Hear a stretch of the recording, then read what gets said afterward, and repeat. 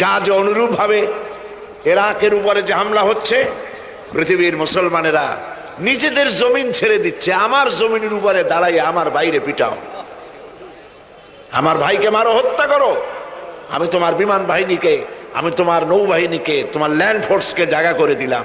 এই যদি দেয় তা আল্লাহ পাক সাহায্য কেন করবে? আল্লাহর ওয়াদা, আল্লাহর সাহায্যের ওয়াদা তো মুমিনদের জন্য। ওয়া কানা হাক্কান আলাইনা নাসরুল মুমিনিন, মুমিনদেরকে সাহায্য করা আমি আল্লাহর জন্য ওয়াজিব।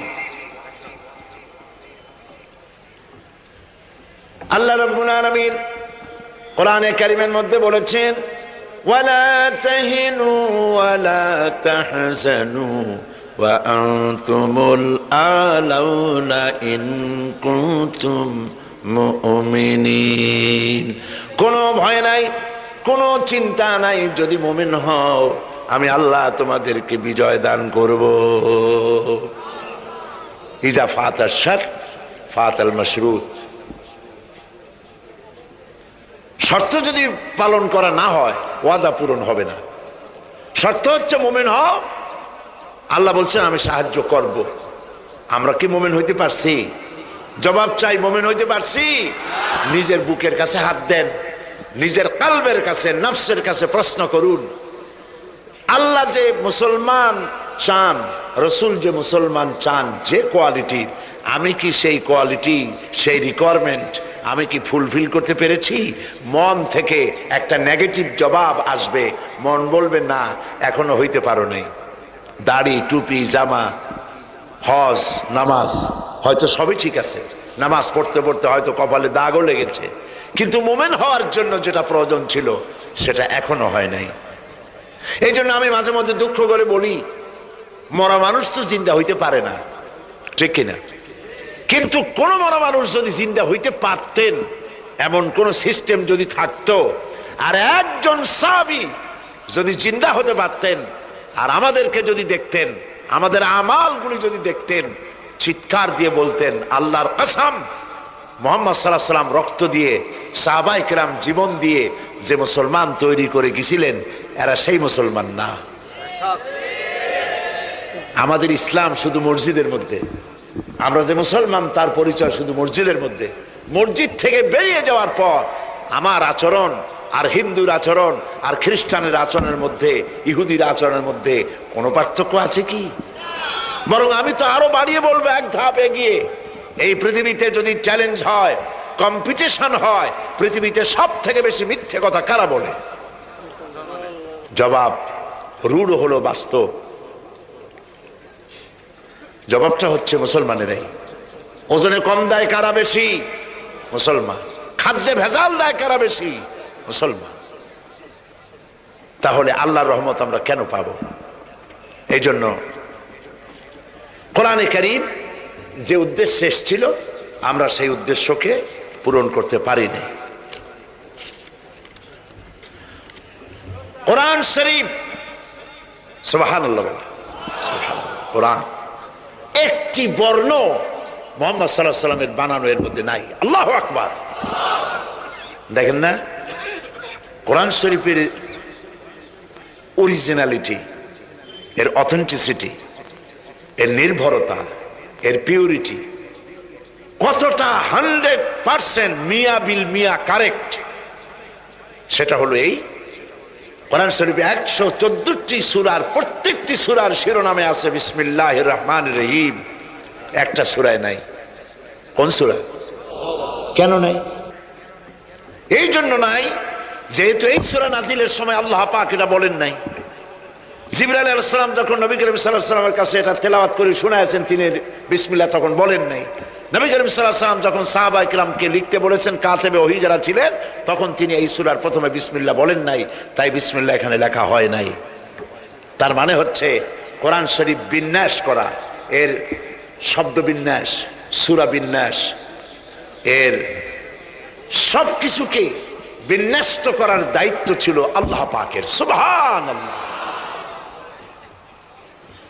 আল্লাহ রাব্বুল আলামিন কোরআনে কারীমের মধ্যে বলেছেন, ইন্না নাহনু নাযালনা যিকরা ওয়া ইন্না লাহু লাহাফিজুন। কোরআন নাজিল করেছি আমি আল্লাহ, আর এর সংরক্ষণের সবটুকুন দায়িত্ব আল্লাহ রব্বুল আলামিন নিজেই গ্রহণ করেছেন, আমি গ্রহণ করেছি। নাজিল করছি আমি, হেফাজত করব আমি। কে বলেন সবাই? আমি হেফাজত করব এটাকে। আল্লাহ পাক গ্যারান্টি দিচ্ছেন, ওয়ালাউ তাকাওয়ালা আলাইনা বা'দাল আকাবিল। আমার নবী যদি নিজের থেকে বানিয়ে কোনো কথা আমি আল্লাহর নামে কোরআন শরীফের ভিতরে চালায় দিতেন, আমি আমার নবীর ডান হাত চেপে ধরতাম আর তার কণ্ঠ নালীকে আমি আল্লাহ কেটে ফেলে দিতাম। কত বড় কথা! গলা কেটে ফেলে দিতাম একটি কথাও যদি নিজের থেকে বানিয়ে বলতেন। সুবহানাল্লাহ বলেন।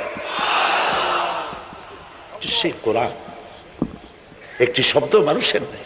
আল্লাহ পাক বলেছেন এর উপর, কোরআনের উপর থেকে, এর নিচের থেকে, এর ডান থেকে, এর বাম থেকে, এর ভিতরে শয়তানের বাতিলের প্রবেশের কোনো অধিকার নাই। যদি থাকতো এতদিনে কত বেড়াছেড়া করতো, সেরা বেড়া করতো, উল্টো পাল্টা করিয়া সর্বনাশ করে ফেলাইতো, ঠিক কিনা? পৃথিবীতে শত শত কোটি খ্রিস্টান পৃথিবীতে আছে। খ্রিস্টানদেরকে চ্যালেঞ্জ করুন তো যে একটা বাইবেলের হাফেজ দাও আমাদেরকে। সারা পৃথিবীতে একটা হাফেজ চাই, বাইবেল মুখস্থ করছে, পাওয়া যাবে? যাবে না। হিন্দুদেরকে চ্যালেঞ্জ করে, কত কোটি হিন্দু আছে তোমাদের, বেদ তোমাদের ধর্মগ্রন্থ, বেদ মুখস্থ করছে, এরকম একটা হাফেজ দাও, পারবে দিতে?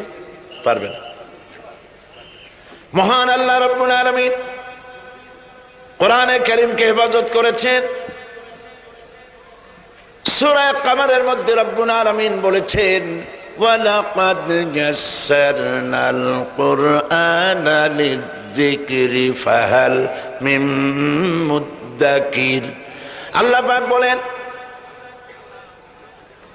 অবশ্যই কোরআনে কারীমকে আমি মানুষের কাছে মুখস্থ করার জন্য আর বোঝার জন্য সহজ করে দিয়েছি। মুখস্থ করাও সহজ আর বোঝাও সহজ।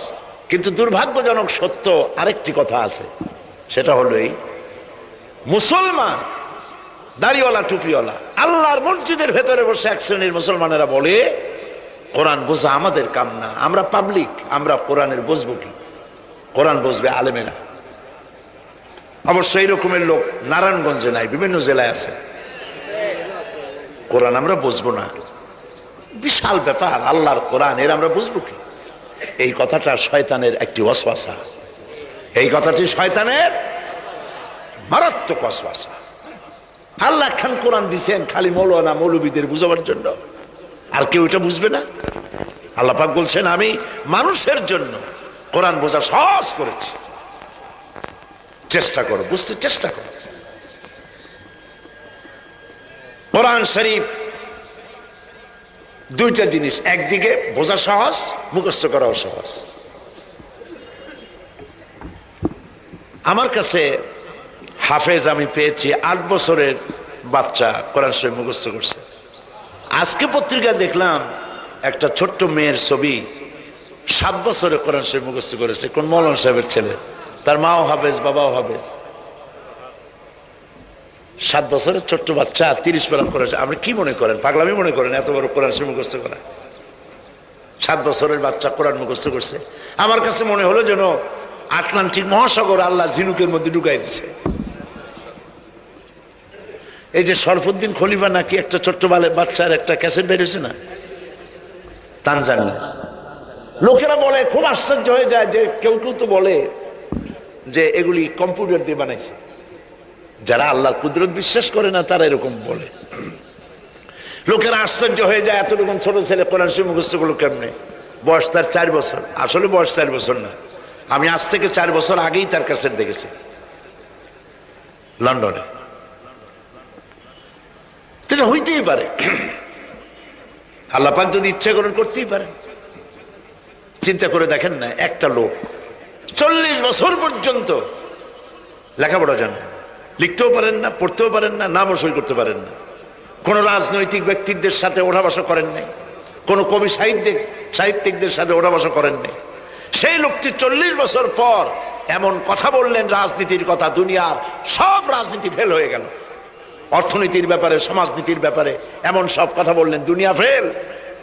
40 বছর যিনি লেখা জানেন না, পড়া জানেন না, লিখতে জানেন না, পড়তে জানেন না, কে তিনি? সাল্লাল্লাহু আলাইহি সাল্লাম। তো আল্লাহ পাক কেন পারবেন না? মরা গাছ দিয়ে ফুল ফুটাই দিতে পারেন, মরুভূমির ভিতরে পানির প্রস্রবণ ঘটিয়ে দিতে পারেন, আমিরকে ফকির করতে পারেন, ফকিরকে আমির করতে পারেন। এই তো আল্লাহ। যালিকুমুল্লাহু রাব্বুকুম, ইনি হচ্ছেন তোমার আমার রব। সুবহানাল্লাহি ওয়া বিহামদিহি।